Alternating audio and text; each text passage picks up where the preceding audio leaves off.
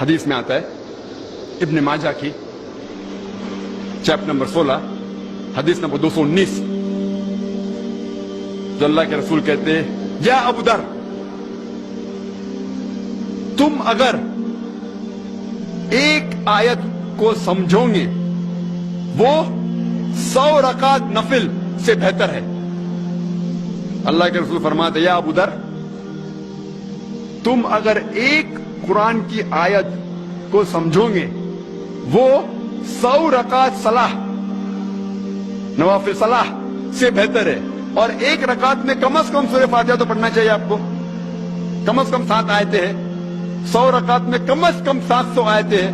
تو اللہ کے رسول فرماتے ایک آیت کو سمجھ کے پڑھنا، سمجھنا 700 آیت کی تلاوت کرنے سے بہتر ہے، یعنی سمجھنا 700 گنا صرف تلاوت سے بہتر ہے، اللہ کے رسول فرماتے ابن ماجہ میں، اور یہ صحیح حدیث ہے۔ ہم لوگ سے پوچھتے ہیں قرآن شریف کیوں نازل کیا گیا، تو لوگ کہتے ہیں جب اوپننگ سرمنی ہوتی نا،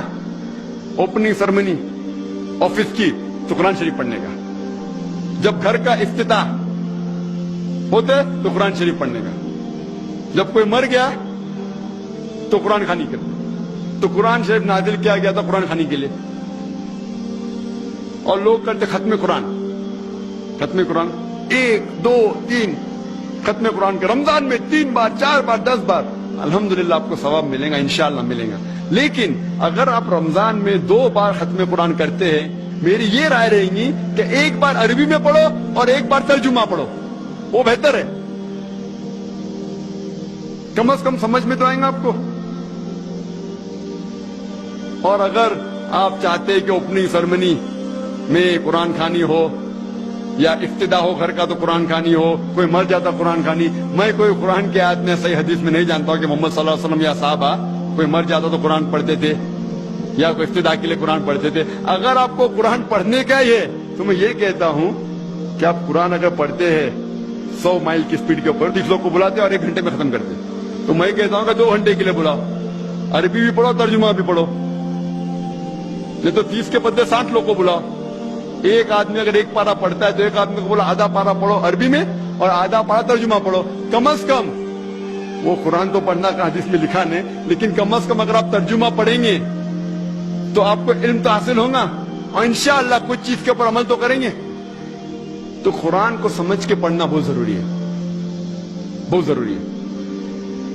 اور ایک مثال میں پیش کرتا ہوں کہ اگر آپ فرانس جاتے ہیں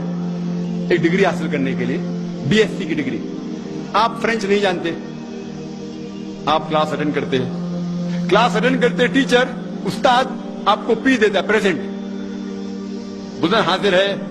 حاضر ہے تو پی لکھتا ہے، present, P four present, English میں پریزنٹ۔ آپ پورا سال پریزنٹ رہتے، پی ملتا ہے آپ کو، آپ خوش ہے۔ جب ایگزامینیشن آتا ہے تو کوشچن پیپر، سوال کا جو پیپر ہوتا ہے وہ آپ کو فرینچ میں ملتا ہے، آپ کو فرینچ نہیں آتی، آپ کچھ سمجھ نہیں سکتے، لیکن ایگزامینیشن میں بھی آپ کو پریزنٹ ملتا ہے، پی۔ کیا آپ جواب دے سکیں گے پیپر کا؟ آپ کچھ سوال ہی نہیں سمجھے تو جواب کیا دیں گے؟ تو یہ پی جو ہے وہ پریزنٹ کے لیے، پاس کے لیے نہیں، آپ ایگزامینیشن میں فیل ہو جائیں گے۔ تو آپ صرف قرآن شریف عربی سے پڑھیں گے، آپ کو پی ملے گا، لیکن وہ پی پاس کے لیے نہیں ہے، پریزنٹ کے لیے، موجود، حاضر۔ ہمیں غلط فہمی ہے کہ ہم پڑھیں گے تو جنت میں جائیں گے، صرف پڑھنا کافی نہیں ہے، پڑھ کے سمجھو اور قرآن مجید پہ عمل کرو تو انشاءاللہ آپ جنت میں جائیں گے۔